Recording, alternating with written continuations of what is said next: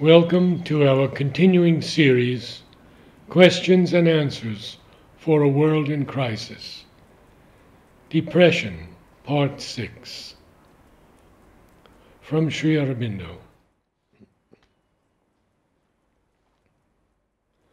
All who enter the spiritual path have to face the difficulties and ordeals of the path, those which rise from their own nature, and those which come in from outside. The difficulties in the nature always rise again and again till you overcome them. They must be faced with both strength and patience. But the vital part is prone to depression when ordeals and difficulties rise. This is not peculiar to you, but comes to all sadhaks. It does not imply an unfitness for the sadhana or justify a sense of helplessness. But you must train yourself to overcome this reaction of depression, calling in the mother's force to aid you. There is, moreover, the resistance of the universal nature, which does not want the being to escape from the ignorance into the light. This may take the form of a vehement insistence in the continuation of the old movements, waves of them thrown on the mind and vital and body, so that old ideas, impulses, desires, feelings, responses continue even after they are thrown out and rejected, and can return like an invading army from outside, until the whole nature, given to the divine, refuses to admit them. This is the subjective form of the universal resistance. But it may also take an objective form: opposition, calumny, attacks, persecution, misfortunes of many kinds, adverse conditions and circumstances, pain, illness, assaults from men or forces. There too, the possibility of suffering is evident. There are two ways to meet all that. First, that of the self, calm, equality, a spirit, a will, a mind, a vital, a physical consciousness that remain resolutely turned towards the divine and unshaken by all suggestion of doubt, desire, attachment, depression, sorrow, pain, inertia. This is possible when the inner being awakens, when one becomes conscious of the self, of the inner mind, the inner vital, the inner physical, for that can more easily attune itself to the divine will. And then there is a division in the being, as if there were two beings, one within, calm, strong, equal, unperturbed, a channel of the divine consciousness and force. One without, still encroached on by the lower nature. But then the disturbances of the latter become something superficial, which are no more than an outer ripple. Until these, under the inner pressure, fade and sink away, and the outer being too remains calm, concentrated, unattackable. There is also the way of the psychic. When the psychic being comes out in its inherent power, its consecration, adoration, love of the divine, self-giving, surrender, and imposes these on the mind, vital, and physical consciousness, and compels them to turn all their movements Godward. If the psychic is strong and master throughout, then there is no or little subjective suffering, and the objective cannot affect either the soul or the other parts of the consciousness. The way is sunlit, and a great joy and sweetness are the note of the whole sadhana. As for the outer attacks and adverse circumstances, that depends on the action of the force, transforming the relations of the being with the outer nature. As the victory of the force proceeds, they will be eliminated. But however long they last, they cannot impede the sadhana, for then even adverse things and happenings become a means for its advance and for the growth of the spirit.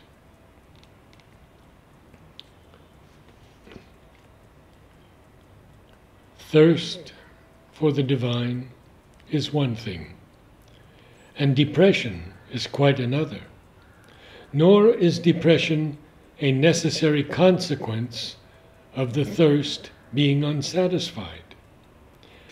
That may lead to a more ardent thirst, or to a fixed resolution and persistent effort, or to a more yearning call, or to a psychic sorrow, which is not at all identical with depression and despair.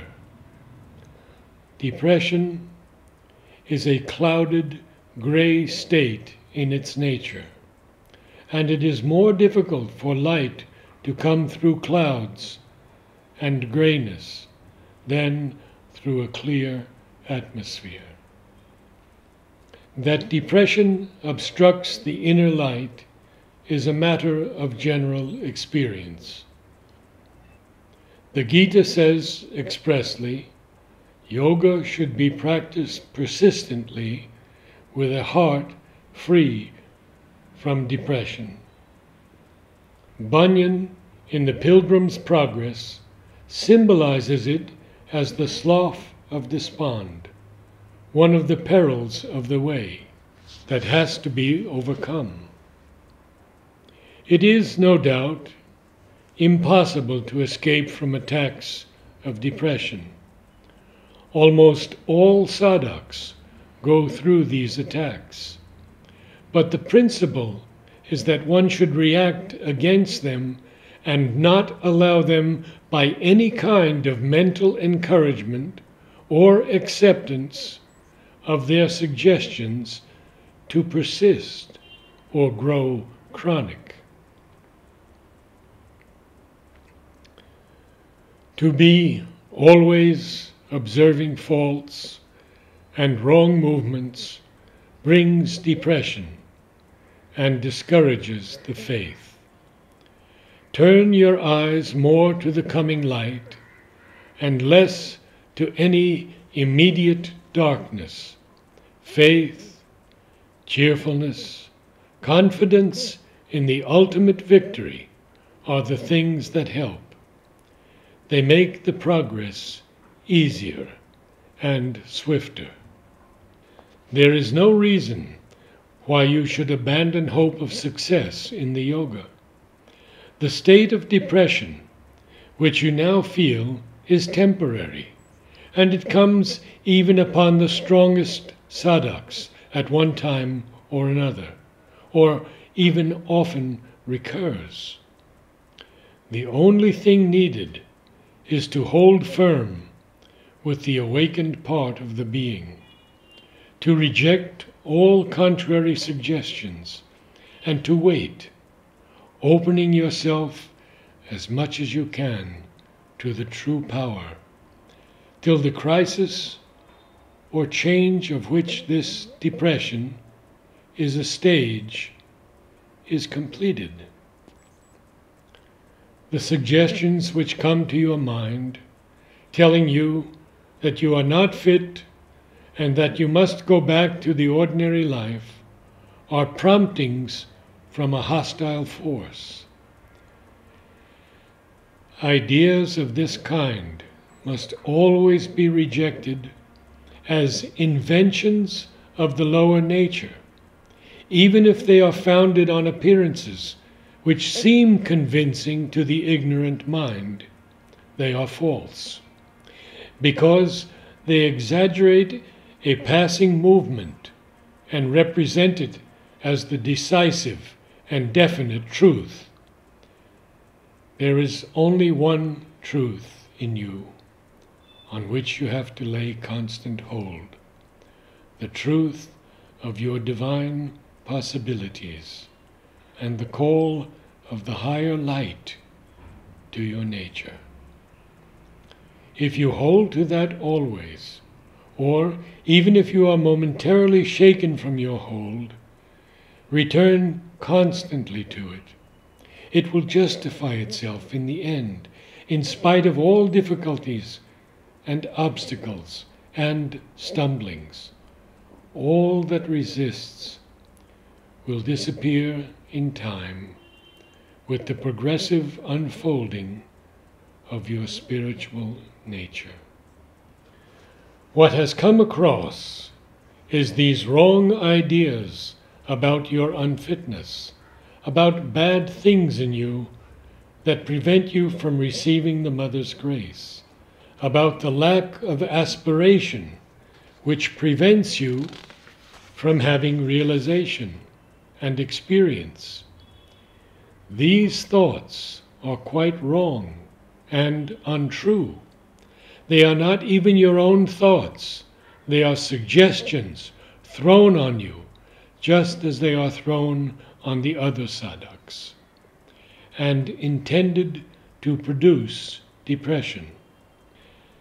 There is no unfitness, no bad thing inside that comes across, no lack of aspiration causing the cessation of experience. It is the depression, the self-distrust, the readiness to despair, which are the only cause. There is no other. To all sadhaks, as I wrote to you, even to the best and strongest, there come interruptions in the flow of the sadhana. That is not a cause for thinking oneself unfit and wanting to go away with the idea that there is no hope. A little quietude would bring back the flow.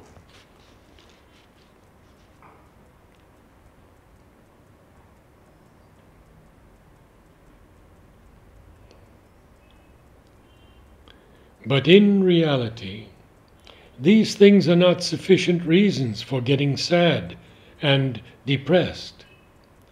It is quite normal for difficulties to come back like that, and it is not a proof that no progress has been made. The recurrence, after one has thought one has conquered, is not unaccountable. I have explained in my writings what happens. When a habitual movement, long embedded in the nature, is cast out, it takes refuge in some less enlightened part of the nature. And when cast out of the rest of the nature, it takes refuge in the subconscious, and from there surges up when you least expect it, or comes up in dreams, or sudden inconscient movements, or it goes out and remains in wait in the environmental being through which the universal nature works, and attacks from there as a force from outside trying to recover its kingdom by a suggestion or repetition of old movements. one has to stand fast till the power of return fades away. These returns or attacks must be regarded not as parts of oneself, but as invasions, and rejected without allowing any depression or discouragement. If the mind does not sanction them, if the vital refuses to welcome them, if the physical remains steady and refuses to obey the physical urge, then the recurrence of the thought, the vital impulse, the physical feeling will begin to lose its last holds, and finally they will be too feeble to cause any trouble.